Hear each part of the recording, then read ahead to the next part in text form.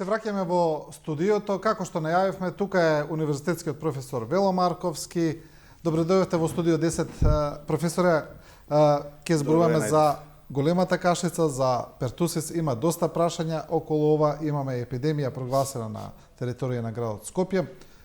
Пред да почнеме со овој разговор, сакам да ве прашам во однос на собирањето на потписи за председателска трка. Вие собиравте потписи за влез во првиот круг, не собравте.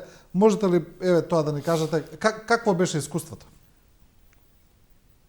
Па најпрвин ви благодарам на поканата. Какво беше искуството? Впечатокот е дека е со закон забрането независен кандидат да се појави на вакви избори. Зошто го кажувам тоа? Значи, покрај тоа што е 10.000 потписи ставено, иако има држави каде што, да речеме, сега соседна Грција со многу малку, со 12 потписи му се дозволува некому да се надпреварува. Кај нас, покрај тоа што беа 10.000 потписи, од некаква причина, позната само веројатно на некои што креираат, што мислат дека креираат големи политики, ми тоа гледаме дека тонеме секој ден, се исклучија повеќе од 50 или 60% од населените места се исклучија, не можеа да дадат потпис. Потоа голем број во овие канцеларии беа на трети спрат, каде што не можеа да додат болни луѓе, инвалиди, возрастни луѓе и така натаму. И во една процедура во која јас сум задоволен, затоа што сепак околу 2000 потписи, значи тоа се потписи, честни потписи. Во целата таа процедура го видов тоа дека можеби само левица имаше еден така чесен однос кон собирањето на потписи, они агитираа меѓутоа тоа е дозволено пред избирачките места. Од другите, мислам, скоро до овие што собра, мислам дека од еден или од друг аспект имаше многу недемократија, особено од трите големи партии. Значи, се шета автобуси од еден град во друг, потоа двете наши големи партии, дента господинот Пендаровски ги собра потписите, конвенцијата беше вечерта. Потоа еден парадоксален настан од 28.000 потписи на ВМРО ДПМН, на кандидат кој, ајде да речем, во една процедура внатре партиска која не беше испочитувана, меѓутоа за мене беше фрапантно да 28.000 луѓе поминат покрај тетратката, покрај мојата тетратка, а јас сум бил член на извршен комитет и сум член на ВМРО ДПМН, немам ни еден потпис од тие 28.000 луѓе, што на некој начин покажува на каде ќе се движи нашево општество. А можат, според законот, може да се потпишат и за повеќе кандидати? Може за сите, за повеќе, за кого сака, значи може да се потпишат. Така да целата таа процедура, било кој да биде избран, веќе имаме еден изборниот процес започнува со распишувањето на избори.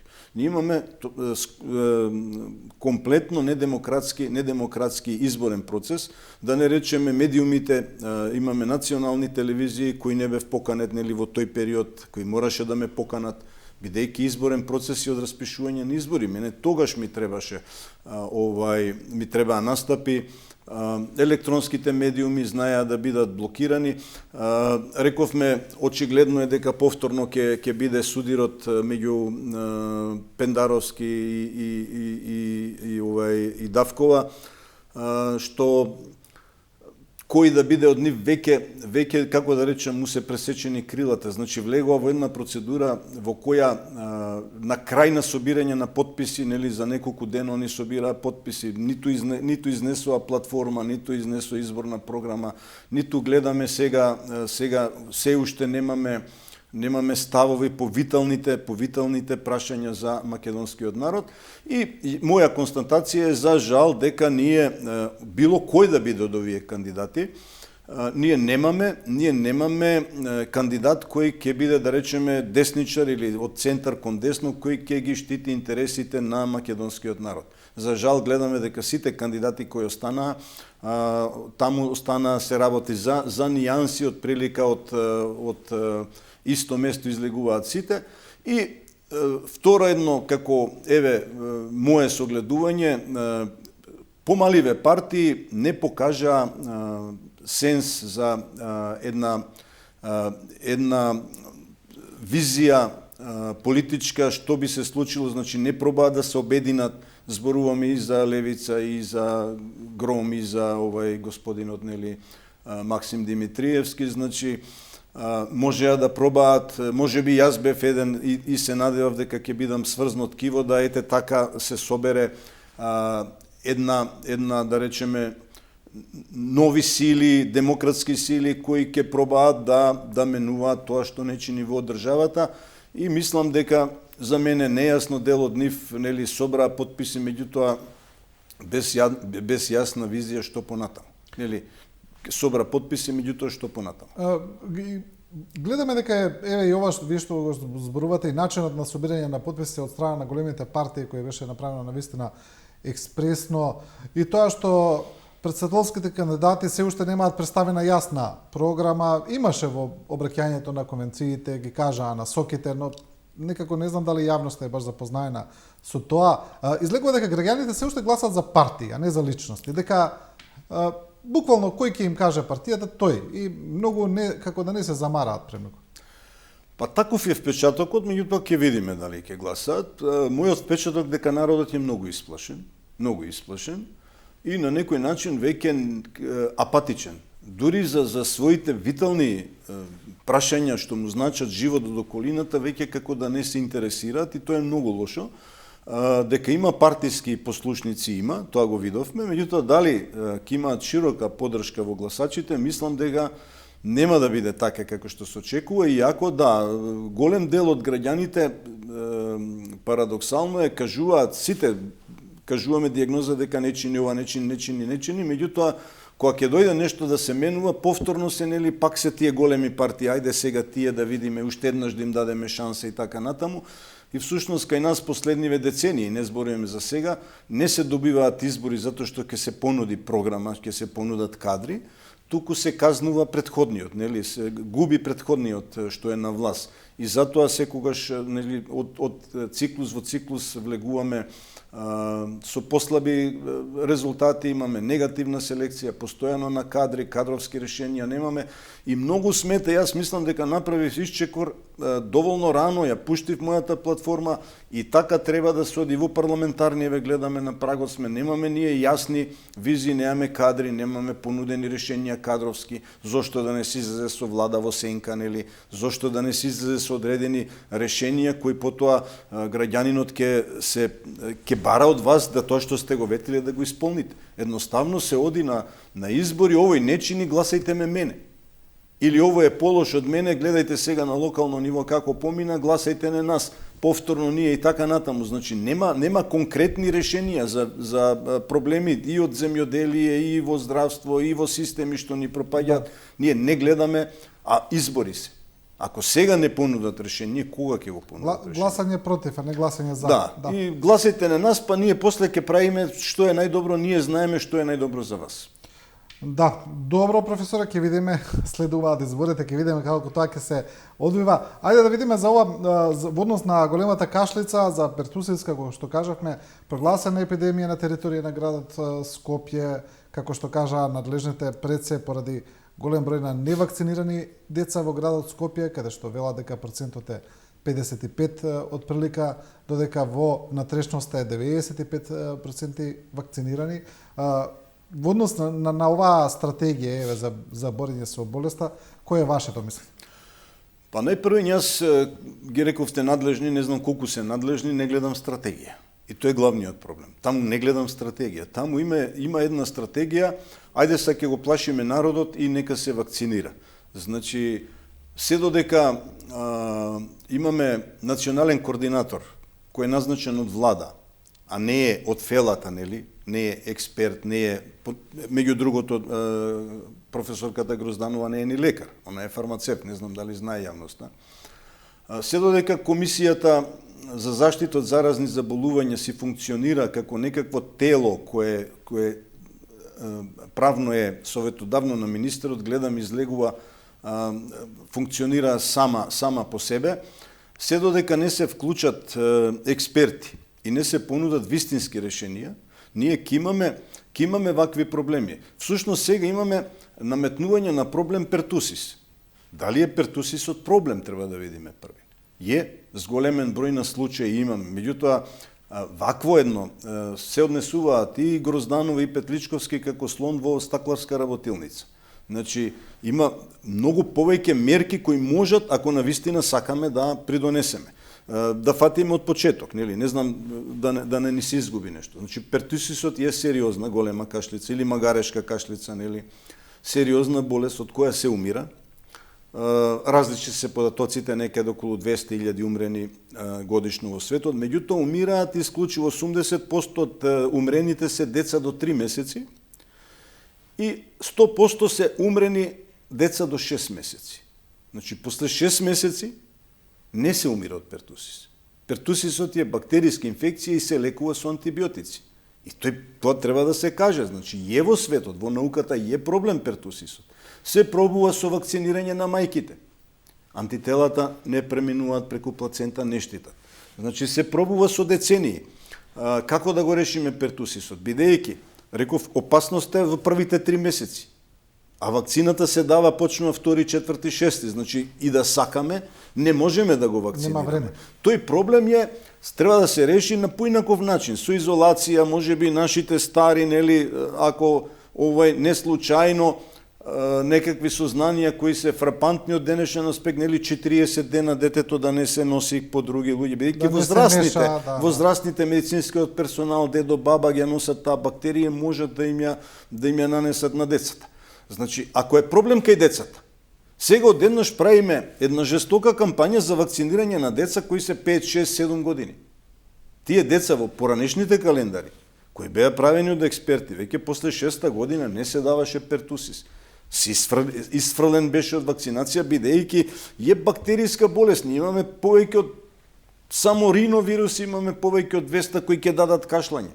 Што добиваме ние ако од еден причинител го спасиме, ама од другите го ставиме да кашла. Значи, ќе кашла, ќе го диагностицираме, ќе се лечи со антибиотици, непријатно е кашлањето, трае долго, се вика до 100 дена, меѓутоа не се умира.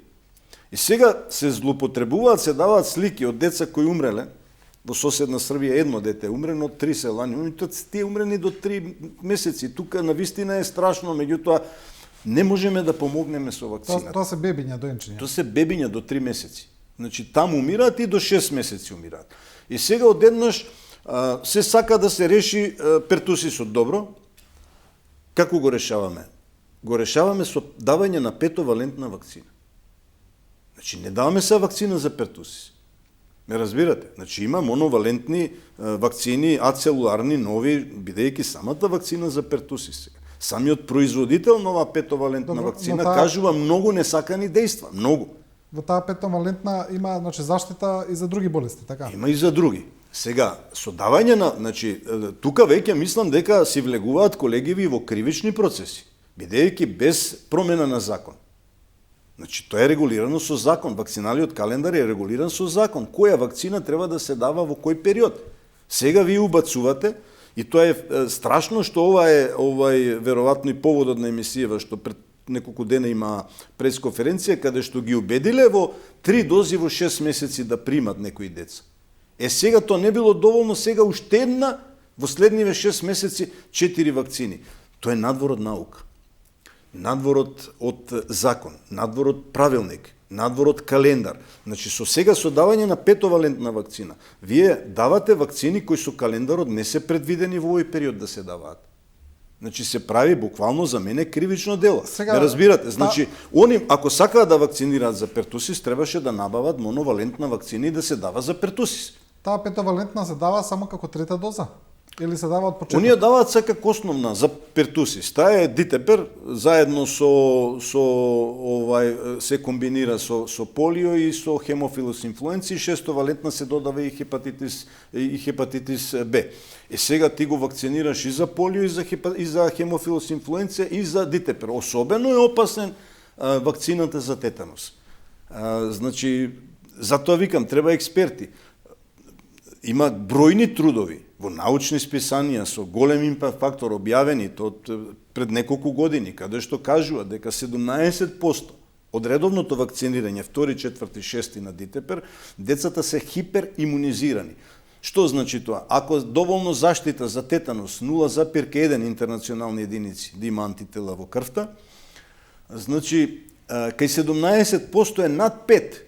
Значи 50 пати повеќе од заштитното ниво. Така реагираат тие 17 деца. И сега ако тие на 17% деца вие му давате уште една доза во вие 6 месеци. Значи настанува еден синдром на хиперимунизација кој може да има многу поголеми несакани последици од самата болест пертусис. Што значи тоа, хиперимунизација? Значи организмот е препун со антитела. И тие антитела треба да се исфрлат. Или во случај на контакт со причинител, или во случај на овие сега над 5 интернационални единици има антитела за тетанус. Бидејќи ние не даваме поединечна вакцина сега за пертусис, даваме Дитепер. Значи тие 17% се тие деца по наука дека се веќе имаат над 5, а доволно е 0,1. Сега ќе примат повторно вакцина со тетанус. Ќе настане бурна реакција. Тие огромен број на антитела ќе ги врзат овие токсоиди на тетанусот. И тие сега, тие се големи количини, мерливи. Значи тие наместо сега да предизвикаат зголемување или ако предизвикаат не ни е потребно, тие имунокомплекси сега треба да се исфрлат од организмот. И можно е тие имунокомплекси да се закачат за некоја мембрана и да направат оштетување на витален орган. Затоа во нормални држави, развиени како што сакаме кон Европска унија, нека ги видат календарите. Најпрвин од 30 и колку држави се во 21 се препорачливи вакцини, не се задолжителни. Понатаму, значи Дитепер се дава во Германија, во Франција, во Словенија, значи во држави Данска, Австрија се даваат 2 дози. 2 и 4 месец, третата доза се дава на 11 или на 12 месец. Знаете което е одмор на организмот од ваква една Шведска исто, од опасност од хиперимунизација. Значи не се дава 2, 4, 6, него се дава 2, 4 и 11 месец. Што би значило следната сега ревакцина е на 5 години или на 6 во Германија, што значи до 6 години они имаат 3 дози, а кај нас веќе имаме 4 или 5 дози. Значи непотребно оптеретување и со такви ставови нормално е да паѓа, бидејќи луѓето се читаат, имаат проблеми, имаат голем број на родители, несаканите ефекти се не се најголемиот дел не се витално загрозувачки, меѓутоа голем број поготово особено оваа пертусис вакцина дава од типот на болки, црвенило, температура, плачење и така натаму, меѓутоа и сериозни, повеќе од неколку деца на 10.000 вакцини веќе имаат и сериозни компликации. Значи во Европска унија така се вакцинира. Во најголемиот дел се препорачливи вакцините, бидејќи и јас сум исто поборник на тоа тие вакцини да бидат добро образложени, научно образложени, да луѓето веруваат во проблемот и да бидат препорачливи. Вие не можете да давате вакцини, а да не гарантирате за тие вакцини. Или да бидат задолжителни, а да не гарантирате за несакани ефекти. Особено што сега овие упади вакви, без промена на закон во вакцинален календар, без дури мислам дека и тој несреќен закон што се донесе за време на корона пандемијата да им се даде на владата да си носат одлуки со важење на закон, уште не е укинат, меѓутоа мислам дека ваква една одлука дури ни на влада не е помината. Професоре, проблем е, барем така велат експертите, она што се нарекува антиваксерство. Проблем е што еве во Скопје на пример опфатот на вакцинација е 55, значи 45% од родители воопшто не ги вакцинирале децата ни со прва доза. Значи одбиле воопшто да ги вакцинираат. И сега дел од вашите колеги велат дека тоа е причината што се враќаат некои болести кои се сметаат за заборавени во општата популација, дека толку брзо би се расширили дека ги има. Значи точно е, антиваксерите прават многу проблем. Меѓутоа и така наречени доктори хиперваксери исто прават проблем. Лошо е кога нешто сакате да побиете, а немате аргументи. Болести подзаборавени, пертусис не е болест подзаборавена и таа јас сум лечел такви деца, за жал, нели многу мали и мачна е таа. Меѓутоа таа се јавува и во држави каде што е 90% вакцини се јавуваат. Зашто? Затоа што некој природен процес и на 3 до 5 години не имаме епидемија во зимските месеци. Сега веќе сме на пролет и веројатно ќе поминува и повторно после 3 до 5 години. Значи не е тоа враќање на заборавена болест. Од друга страна, значи мора да се воведуваат 5-6 валентни вакцини. Се воведуваат вакцини кои гледаме дека нема ефикасност. Значи, за да се стекне доверба, луѓето читаат, пратат, така, се работи за дете, за свое дете.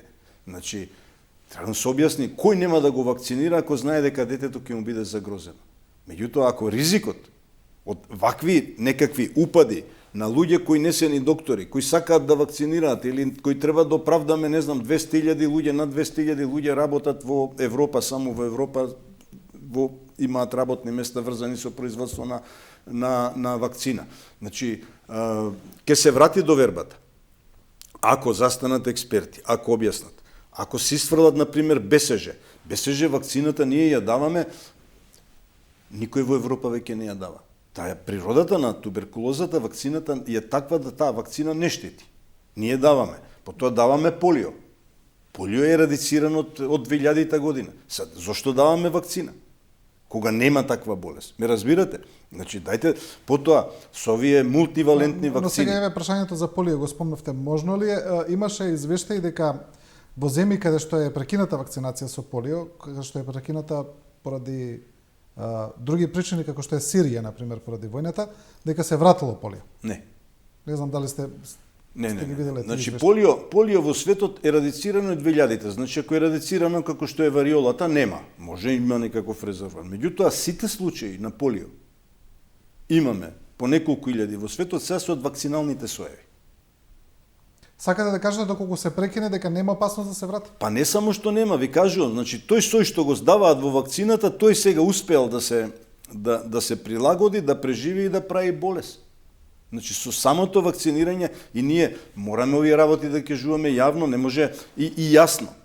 Значи не сега ајде полио, зошто вакцинираме полио кога нема полио? Ако има, ќе мислиме тогаш. Ме разбирате? Значи има X болести каде што не постои вакцина. Сега што правиме со тие болести? Ние не можеме со вакцина некои болести да ги спречиме. Пертусисот сега во Хрватска е голем проблем. Има над 6200 во моментот има регистрирано случаи. Меѓутоа таму прва мерка е изолација. Кај нас не слушнавме ние и постои таква мерка, но овие деца што се ако имало контакт, нели на 5 на 6 години, дајте тоа дете што е болно, го тргате, го лечите, другите сите контакт хемопрофилакса се вика, 5 дена ќе примаат еритромицин или макропен и со тоа е сосема доволна мерка, дури препорачена од Светска здравствена организација. Значи таа е главната мерка во Хрватска.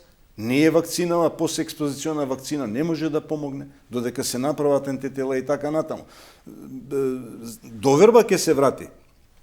Кога ќе има издржани научни ставови подкрепени од наши авторитети, ние не можеме да препишуваме. Еве и повторно неколку пати го кажувам, значи има држави во Европска унија развиени, кај што има наука, кај што се двојат многу пари, еве како одат. Значи препорачливи се вакцините, истиот ефект го имаат. Меѓутоа кога ќе се објасни, кога ќе се и набавката на вакцини исто така. Значи гледате сега, треба се набавуваат вакцини, има вакцини кои се произведуваат за скапи, нели поскапи за не знам побогати држави, и тој вакцини за посиромашни држави. Ние со години земавме вакцини, не зборувам за сега, зборувам пред 10-20 години, вакцини наменети за трет пазар. Значи се земе квалитетна вакцина и најголем проблем е по мене што производителите немаат никаква одговорност, они се изборија да немаат одговорност. И втор голем проблем е повеќе валентните вакцини. Значи, еве вака... Значи, кога би содело со поединечни вакцини, би имале поголем успех. На крај, еве, само да сумираме, вие, мислам, бевте јасен прилично, но еве како едно сумирање на целата состојба, вие не сте против вакцинацијата, но сметате дека стратегијата за вакцинација треба да се смени. Да, значи, таман работа, јас воопшто, значи, има болести каде што, кој ќе дојде со тетаногена рана. Оди не му дај вакцина, значи тој ќе умре од тетанус или беснило. Значи, ја дневно сум давал по 5 до 6 пациенти сме имале каснати од куќа или сме давале антирабична, антитетанична профилакса. Секој ден од 6 до 10 јас сум препишувал на пациенти.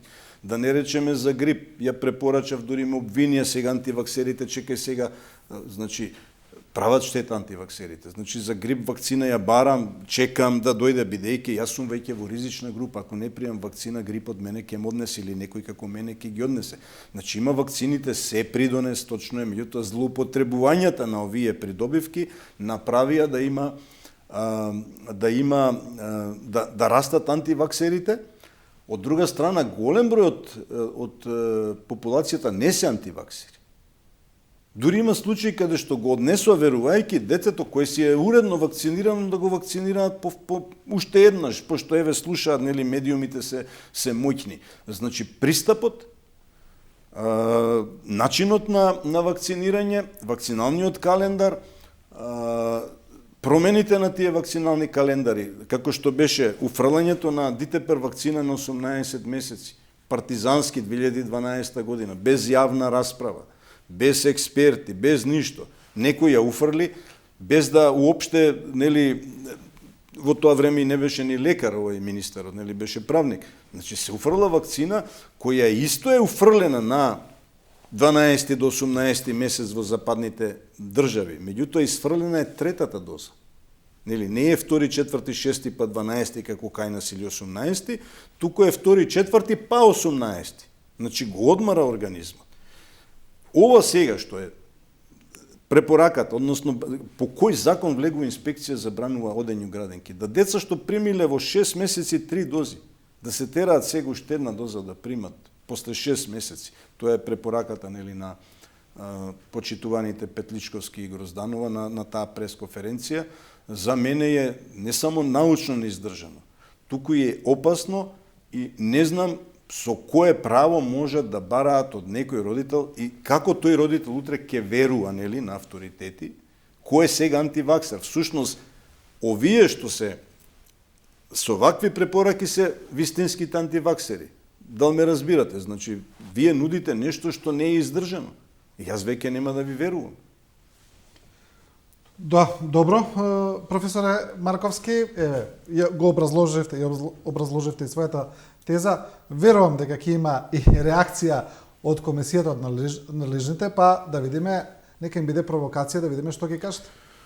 Па, видите, повторно ќе речам, значи, национален координатор за имунизација треба да се избере од фелата, треба да се избере од тие што работат со деца, од педиатри, инфектолози, епидемиолози, да бидат вклучени експерти таму. Не може да биде избран со по сила на, нели, премиерот си назначува таму некакви координатори и потоа тој со аргументите на силата и на моќта да одлучува. А Комисијата за заштита од заразни заболувања, повторно ќе речам, таа е советодавна која смени неколку министри и сега сме во едно предизборие. Ние од аспект на овие болести инфективни, за среќа ние прв пат мислам во историјата дека имаме министер инфектолог, меѓутоа е технички, нели, министер.